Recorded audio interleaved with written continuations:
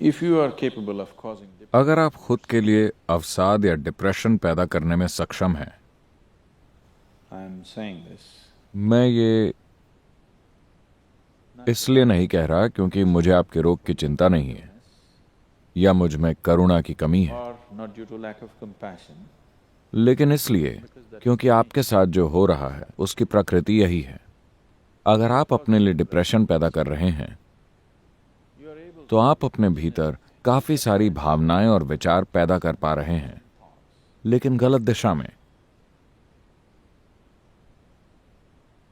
अगर आपके पास किसी चीज के लिए बहुत गहरी भावनाएं और तीव्र विचार न हो तो आप डिप्रेस नहीं हो सकते। बात बस इतनी है कि आप ऐसे विचार और भावनाएं पैदा कर रहे हैं जो आपके खिलाफ काम कर रहे हैं, आपके पक्ष में नहीं। तो आपके पास खुद के लिए डिप्रेशन पैदा करने के लिए जरूरी शक्ति है। because क्योंकि आपको खुद के लिए मानसिक रोग बनाने के लिए, अगर आप शारीरिक तौर पर बीमार नहीं हैं, जो बहुत ही कम लोग हैं, बाकी बीमारियां खुद की बनाई हुई हैं। अधिकतर रोग खुद ही बनाए गए हैं। कुछ लोग शारीरिक रूप से बीमार हैं, उनके पास कोई चारा नहीं है। ये सब जेनेटिक और दूसरे कारणों की वजह से अपने भीतर से ही पैदा हो जाते हैं। almost everybody here, यहां मौजूद लगभग सभी लोगों को अगर हम train them एक खास तरह की विचार प्रक्रिया और भावना के साथ प्रशिक्षित करें और उन पर बाहरी हालातों से भी थोड़ा दबाव डालें, तो लगभग हर कोई अपना मानसिक संतुलन खो देगा। balance. They will become वो क्लिनिकल तौर पर बीमार हो जाएंगे। उन्हें पागलपन तक ले जाया जा सकता है, because क्योंकि विवेक और पागलपन के बीच की सीमा रेखा बहुत बारीक होती है। लोग अक्सर इसे ढकेलते रहते हैं। आप गुस्सा हो जाते हैं, आप इस रेखा को ढकेल रहे हैं। you're pushing the line. ये रेखा बहुत ही बारीक है।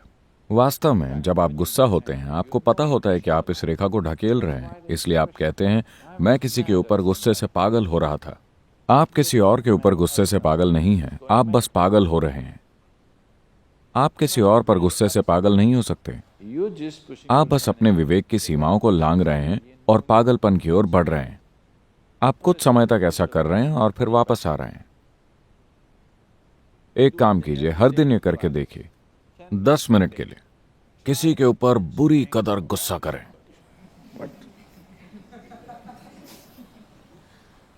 आप देखेंगे कि 3 महीने में ही आप क्लिनिकल तौर पर वहां पहुंच जाएंगे। Yes. Just try it. अगर चाहें तो आजमा कर देख लें, क्योंकि अगर आप लगातार इस रेखा को ढकेलते रहे, आप पागल होते हैं और वापस आ जाते हैं, पागल होते हैं, वापस आ जाते हैं। एक दिन आप वापस नहीं आ सकेंगे। जिस दिन आप वापस मुड़कर नहीं आ पाएंगे, तब आप क्लिनिकल तौर पर बीमार हो जाएंगे। आपको समझ लेना चाहिए कि अगर आप एक पल के लिए भी गुस्सा हुए तो आप बीमार हैं। हो सकता है कि आपको डॉक्टर से इस रोग का सर्टिफिकेट न मिला हो, उन्होंने आपके ऊपर पागलपन का सर्टिफिकेट नहीं लगाया, लेकिन आप उस दिशा में बढ़ रहे हैं, है ना? Isn't it? You think it's your right. आपको लगता है कि आपका हक है नखरे दिखाना, आपको लगता है कि आपका हक है लोगों पर गुस्सा करना, आपको लगता है कि आपका अधिकार है कि आप डिप्रेस्ड रहें ताकि आप किसी का ध्यान आकर्षित कर सकें। आप ये खेल खेलते रहिए। एक दिन आएगा जब आप वापस नहीं आ पाएंगे। आप रोज इस सीमा को लांघते रहते हैं। एक दिन आप देखेंगे कि आप उसे वापस लांघ नहीं सकते। उस दिन आपको डॉक्टर की जरूरत पड़ेगी। Till then, तब तक हर किसी को आपसे राहत चाहिए होती थी, पर जिस दिन आप वापस नहीं आ सकेंगे, उन्हें राहत मिल जाएगी, क्योंकि अब वो आपको पकड़कर डॉक्टर के हवाले कर सकते हैं। वरना आप हर दिन में कई बार अस्थायी तौर पर पागल होते रहते हैं। वो आपको पागल खाने भी नहीं भेज सकते, उन्हें आपको सहन करना पड़ता है, आपके परिवार वालों, दोस्तों और आपके आसपास के लोगों को। कम से कम अगर आप सच में क्लिनिकल तौर पर रोगी घोषित हो जाएं, तो हम आपको वहां जाकर सौंप सकते हैं। तमिलनाडु में एक मंदिर है, आपको पता है? जहां ऐसे लोगों को जंजीरों से बांध कर रखते हैं। वहां कोई अस्पताल नहीं है, मानसिक रोगों के लिए कोई अस्पताल नहीं है। There is a temple. वहां एक ऐसा मंदिर है जिसे किसी ने मानसिक रोगियों को स्वास्थ्य की ओर वापस लाने के लिए बनाया था। So, उनका परिवार उन्हें वहां ले जाकर छोड़ देता है, उन्हें जंजीरों से बांधकर मंदिर में रख दिया जाता है। आप उन्हें कुछ पैसा दे दीजिए, वो आपके भोजन का प्रबंध कर देंगे और आप वहां बिल्कुल जानवरों की तरह बंधे रहते हैं। मेरे ख्याल से अगर अस्पताल भी ऐसे ही चलाई जाएं, तो कई लोग पागल ही नहीं होंगे। वो अपना संतुलन बनाए रखेंगे। अभी तो सब कुछ बड़ा डीलक्स है। अगर आप अस्पताल को बहुत आरामदायक बना दें, तो ये बीमार पड़ने का फायदा बन जाएगा। और आपके जीवन में बीमार पड़ने के बहुत से फायदे हैं, बचपन से ही। आपको सबसे अधिक ध्यान तभी मिला जब आप बीमार पड़े। जब आप खुश थे तो वो आपके ऊपर चिल्लाते थे। जब आप खुशी में चीखते चिल्लाते थे तो वो बड़े लोग वापस आप पर चिल्लाते थे। फिर then boo boo boo boo boo boo boo boo. When you are a child, बचपन में बीमार पड़ना अच्छा होता था, क्योंकि आपको अपने माता पिता और अपने आसपास के लोगों का पूरा ध्यान मिलता था और आपको उस दिन स्कूल भी नहीं जाना पड़ता था। तो आपने शारीरिक तौर पर बीमार पड़ने की कला सीख ली। लेकिन जब आपकी शादी हो जाती है तो आप मानसिक तौर पर बीमार पड़ने की कला सीख लेते हैं, क्योंकि अगर आप ध्यान खींचना चाहते हैं तो आप एक कोने में जाकर बैठ जाइए, दुखी होने का नाटक कीजिए और लोग आपकी ओर ध्यान देने लगेंगे। so you आप ये खेल खेलते रहते हैं। एक दिन आप सीमा रेखा वापस नहीं लांघ पाते। उस दिन आप क्लिनिकली तौर पर बीमार हो जाते हैं। unfortunately, अफसोस की बात है कि कई तरह से, सिर्फ उस तरह से नहीं जैसा मैंने अभी कहा, कई अलग अलग तरीकों से मैं कहूंगा कि इस ग्रह पर लगभग 70% बीमारियां, हर तरह की बीमारियां खुद से पैदा की गई हैं। अगर आपको कोई इन्फेक्शन भी हो जाए, अगर आपको अपने शरीर और मन को एक खास तरीके से रखना आता है, तो आप पर वो वायरस या बैक्टीरिया उस तरह अपना असर नहीं दिखाएगा जैसा वो किसी और के शरीर पर दिखाता है। अगर आप स्वयं को इस तरह से तैयार कर लें कि भले ही कुछ भी हो जाए, वैसे भी मुझे जाकर ये और ये और ये काम तो करना ही है, उसमें मैं रुकावट नहीं डाल सकता।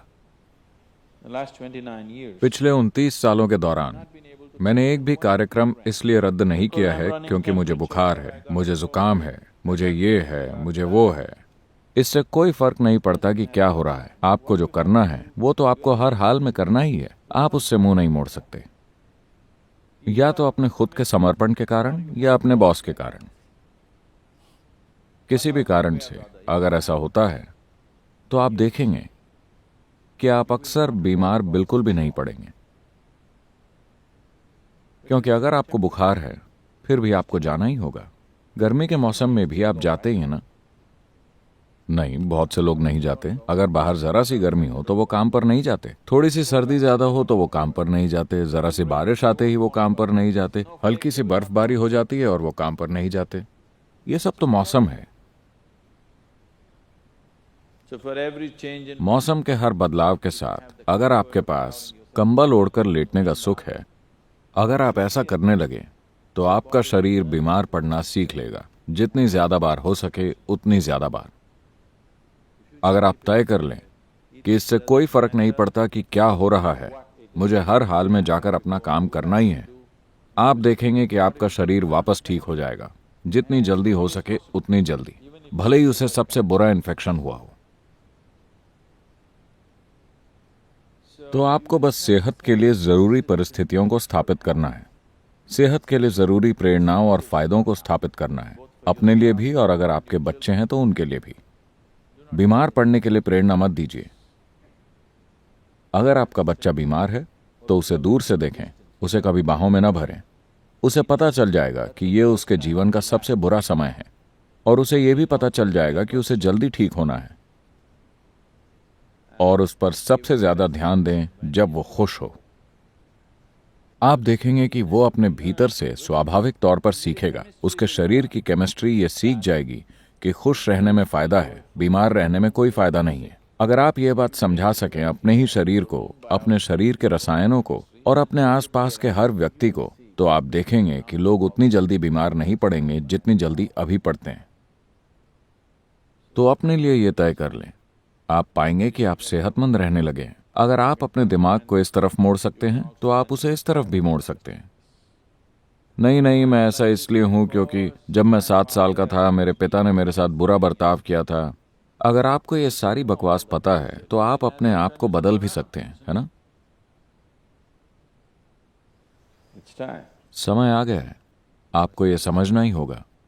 मानसिक, शारीरिक, रासायनिक और ऊर्जा के आधार पर आपको ये साफ तौर पर समझना होगा कि आपको कोई फायदा नहीं होता बीमार, दुखी और मायूस होने से। इसका कोई फायदा नहीं होता। खुश और आनंदित रहने में ही फायदा है। अगर आप ये बात साफ कर दें भीतर के इन सभी लोगों को, तो वे सभी ठीक से बर्ताव करेंगे।